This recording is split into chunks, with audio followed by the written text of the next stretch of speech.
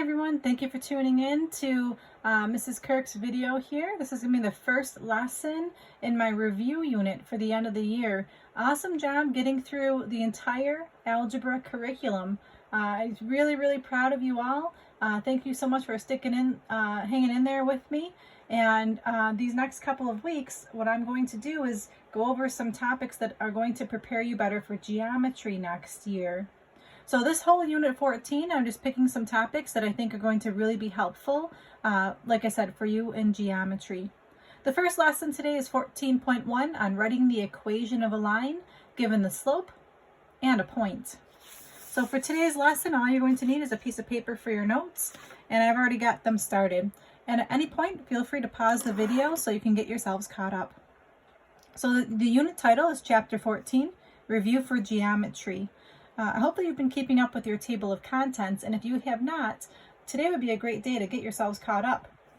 This is 14.1, the equation of a line, given slope and point. Now the examples today are to write the equation of the line given the following information. The first question is m is 6, and there's a coordinate or a point at -3, -11. So again, this is going to be review from earlier in the school year, so I'm going to go through this as if hopefully you try to remember some of the material. All right, so let's see, how do we approach a question like this? Well, when you're writing the equation of a line, the first thing you have to think about is what the equation of a line looks like. Now, if I ask you, what is the equation of a line in point-slope form, I think most of you would agree it's y equals mx plus b. So the first thing I would do is just write that on the side of your paper. Okay, so let's see, that's the formula I'm going to be using today. I'm going to go ahead and grab my highlighter here and just highlight that formula. So I'll really be focusing on that formula for today. Okay, so let's see here. I'm going to write down the formula, y equals mx plus b. And now I'm going to go ahead and plug in what I know. So my steps now are to plug in the given information.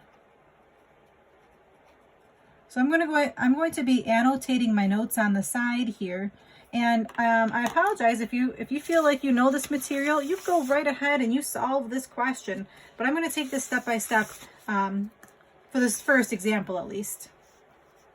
All right, so I'm going to plug in my values. I know that this is my x and this is my y because that's a coordinate. So let's plug in what I know. Y is -11. M is 6. X is -3. And I don't know what b is, so I'm going to leave that as plus b.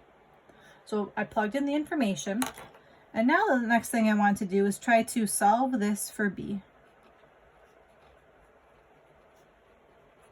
And just as a recap, what do these letters stand for?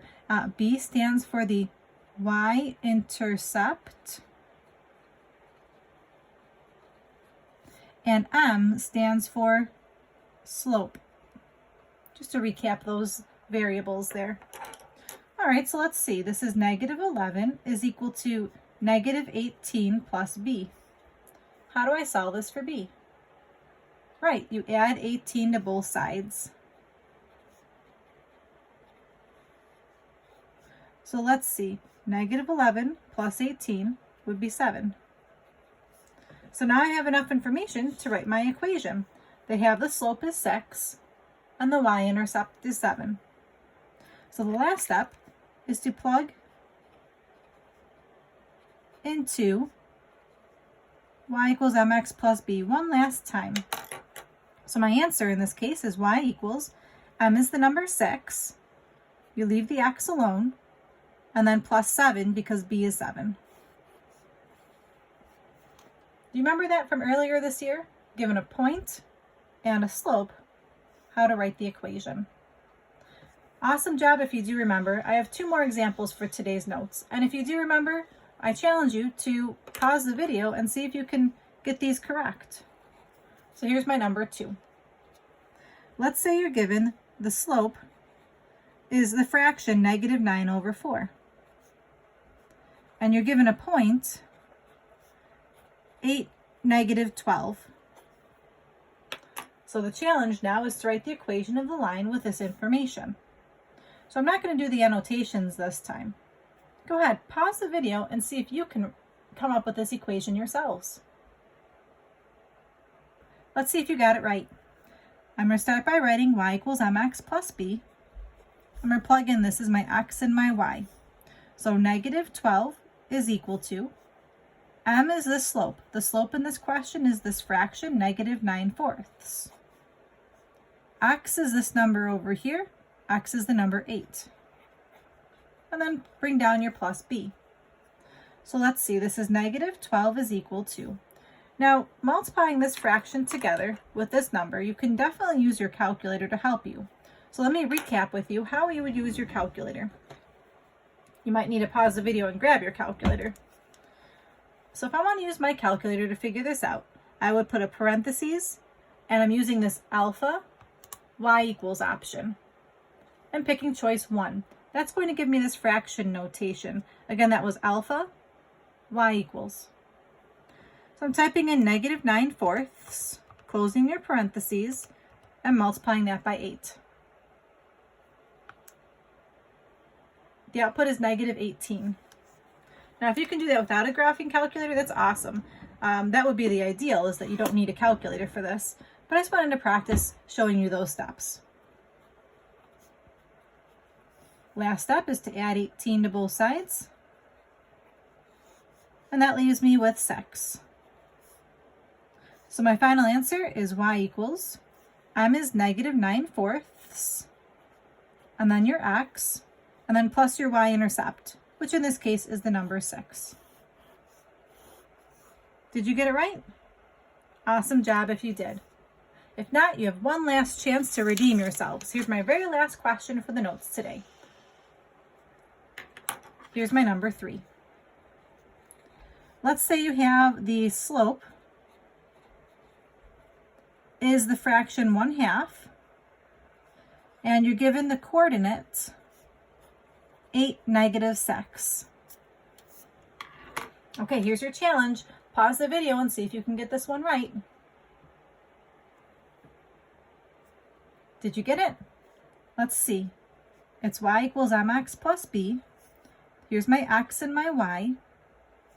Y is this number here, negative 6.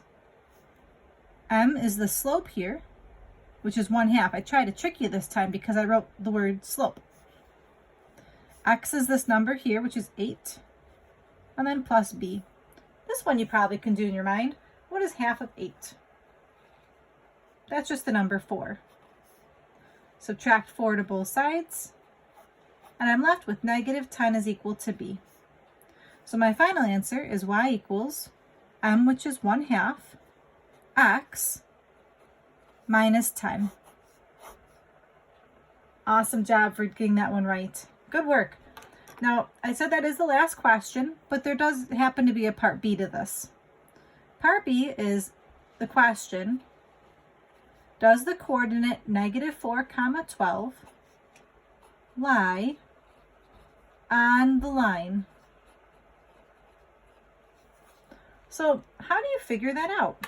How do you tell if this is a point that's on this line? Did you guess to just plug it in? Awesome. So I'm going to write down the formula that I got. I got the equation y equals 1/2 x minus 10. Instead of y, I'm going to plug in the coordinate 12, or the number 12. Instead of x, I'm going to plug in the number negative 4. And it's just essentially doing a check. So I've got 12 is equal, what's half of negative 4? Half of negative 4 is negative 2. I'm bringing down my minus 10. So I've got 12 is equal to negative 2 minus 10 is negative 12. So what do we think? Does that actually make sense? Does 12 equal negative 12? No, it does not.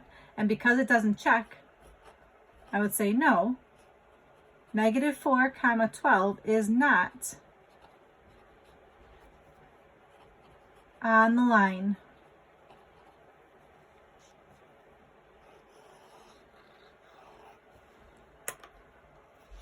All right, boys and girls, thank you so much for tuning in for this brief recap on how to write the equation of a line given the slope and a point.